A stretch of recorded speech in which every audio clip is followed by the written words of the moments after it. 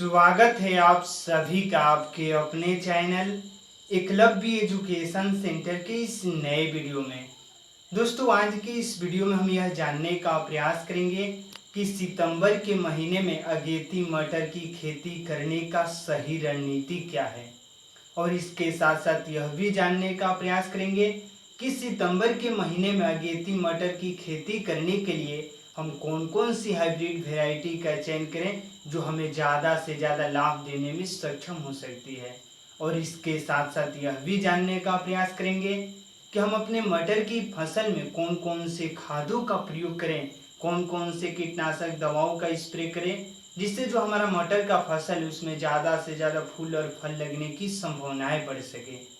अर्थात मटर की खेती करने के सही रणनीति पर हम विस्तार से जानकारी प्राप्त करने की कोशिश करेंगे इस वीडियो में। तो चलिए इस बेहद ही महत्वपूर्ण वीडियो की शुरुआत करते हैं। जैसा कि आप जानते हैं कि मटर एक ऐसी फसल है जिसकी खेती करके निश्चित तौर पर हम 50 से 60 दिनों में अपने मटर की फसल से ज़्यादा लाभ प्राप्त करने में सफल हो सकते हैं। लेकिन अपने मटर की फसल से ज़्यादा लाभ प्राप्त करने में सफल तभी हो पाएंगे जब हम सही रणनीति के साथ सही समय पर सही हाइब्रिड वैरायटी का चयन करके मटर की फसल को उगाएंगे। तो मटर की खेती करने के लिए सबसे महत्वपूर्ण बात यही हो जाती है कि जहाँ कहीं भी मटर की खेती करने के बारे में सोच रहे हैं, एक बार हमें उस मिट्टी की पीएच वैल्यू को मतलब चेक करना होगा। मिट्टी में हमें कौन कौन सी खादों की कमी है।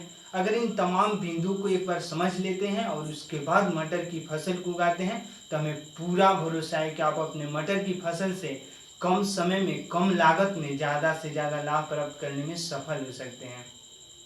लेकिन हमें यह भी ध्यान में रखना होगा कि अच्छे तरीकों से हाइब्रिड वैरायटी का भी चयन करना होगा।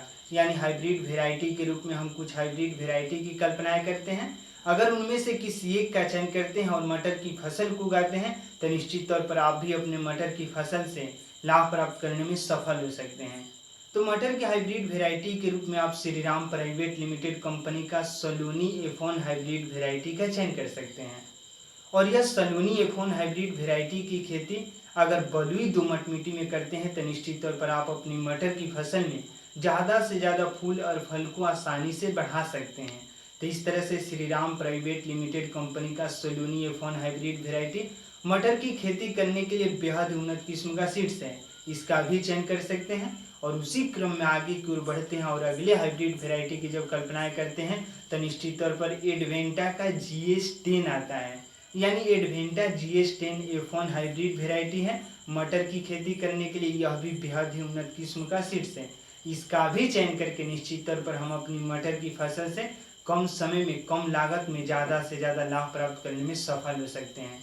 तो इस तरह से अब तक दो हाइब्रिड वैरायटी को हम जान चुके हैं, यानी सलोनी F1 hybrid variety Shriram private limited company का और एडवेंटा का GS10। उसी क्रम में आगे की ओर बढ़ते हैं और अगले कुछ हाइब्रिड वैरायटी की जब चर्चाएं करते हैं तो अगला है जेंटेक्स का G3 F1 हाइब्रिड वैरायटी। और यह भी मटर की खेती करने के लिए बेहद उन्नत किस्म का सीड्स है और इसकी खेती लगभग सभी प्रकार की मिट्टी में किया जा सकता है। यानी बलुई दोमट मिट्टी में भी कर सकते हैं, काली मिट्टी में भी कर सकते हैं। और उसी क्रम में आगे को बढ़ते हैं तो अगला है राजवी F1 हाइब्रिड वैरायटी। अगर इनमें से किसी एक का चयन करते हैं और मटर की फसल को उगाते हैं इस सितंबर के महीने में तो आप अगेती मटर के रूप में निश्चित तौर पर आप अपने मटर की फसल से ज़्यादा लाभ प्राप्त करने में सफल हो सकते हैं। क्योंकि मटर की ज़्यादा से ज़्यादा लाभ प्राप्त करने में सफल तभी हो पाएंगे जब हम सबसे पहले सही रणनीति के साथ मटर की फसल को उगाएंगे। क्योंकि अगर हमारा मटर का पौधा अगर 10 दिन पहले उसको उगा देते हैं तो निश्चित तौर पर हमें बाज़ारों में अच्छे रेट मिल जाते हैं और जिससे जो हमारा मटर का फसल वो हमें ज़्यादा से ज़्यादा लाभ देने में भी सक्षम हो जाता है। तो इस तरह से हमें यह कोशिश रखना होगा कि मटर की खेती अगेती रूप में भी करना है।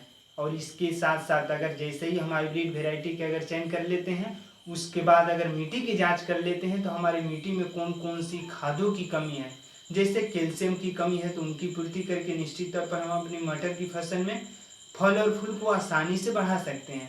जैसे कैल्शियम की कमी होगी, नाइट्रोजन की कमी है, फास्फोरस की कमी है, या जिन खादों की कमी है उनकी हम आसानी से पूर्ति कर सकते हैं। और इसके साथ साथ हमें अपने मटर की फसल में सिंचाई मिनिमम मात्रा में करना है, यानी मिनिमम सिंचाई करने की कोशिश करना चाहिए।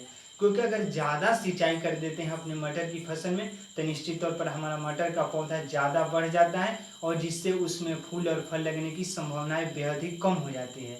तो इस तरह से सिंचाई पर विशेष ध्यान रखना होगा।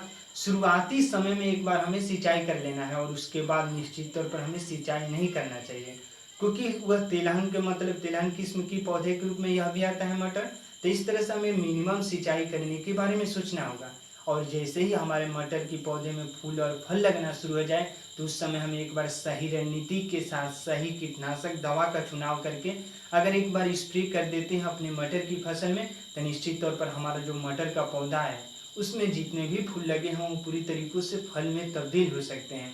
कीटनाशक दवा के रूप में हम रोगार का चयन कर सकते हैं या हम परफेक्ट 404 आता है उसका भी चयन कर सकते हैं और किटकैट का भी प्रयोग कर सकते हैं। तो इस तरह से कीटनाशक दवा के रूप में काफ़ी बाजार में कीटनाशक दवा उपलब्ध है। उनमें से सही कीटनाशक दवा का अगर चुनाव करके अपने मटर की फसल में एक बार स्प्रे कर देते हैं तो निश्चित तौर पर हमारे मटर की फसल में जितने भी बैक्टीरिया लगे होंगे, कीट लगे होंगे या सामान्य तौर पर हम कीटाणु कह सकते हैं, वह पूरी तरीकों से मर जाएंगे और जिससे जो हमारा मटर का पौधा है वह जल्दी से ग्रोथ कर सकेगा और जल्दी से ग्रोथ करेगा तो निश्चित तौर पर उसमें जल्दी से फूल और फल लगने की संभावनाएं भी बढ़ेंगी। और निश्चित तौर पर अगर अगेती मटर की फसल को उगाते हैं इस सितंबर के महीने में तो नवंबर आते आते निश्चित तौर पर हम अपने मटर की फसल में फूल और फल को आसानी से देख सकते हैं। और नवंबर के महीने में निश्चित तौर पर इस 2024 की हम बातें कर रहे हैं तो 2024 में विवाह का मुहूर्त भी है। तो इस तरह से नवंबर में काफ़ी मटर का जो रेट है काफ़ी बढ़ने वाला है। तो इस तरह से सही रणनीति के साथ अगर मटर की फसल को उगाते हैं तो हमारे नवंबर में मटर की मांग बहुत ज़्यादातर होंगी। तो इस तरह से हम इन सभी तथ्यों पर अगर विस्तार से समझकर खेती करते हैं तो हमें ज़्यादा से ज़्यादा लाभ होने की संभावनाएं रहेंगी। तो आज की इस बेहद ही महत्वपूर्ण वीडियो में बस इतना है। अगर आप हमारे चैनल के साथ नए जुड़े हैं और वीडियो अच्छा लग रहा है, कुछ सीख पा रहे हैं इस वीडियो के माध्यम से, तो हमारे चैनल को कर दीजिए सब्सक्राइब, ताकि हमारे द्वारा अपलोड किया गया हर वीडियो आपके पास सबसे पहले पहुंच जाए और हम तथा हमारी टीम भी उत्साहित महसूस करें कि आपकी सितंबर के महीने में अगेती मटर की खेती करने की सही रणनीति में हम थोड़ा सा भी सहयोग करने में सफल हो रहे हैं। तो हमें दीजिए इजाज़त। धन्यवाद। Thank you.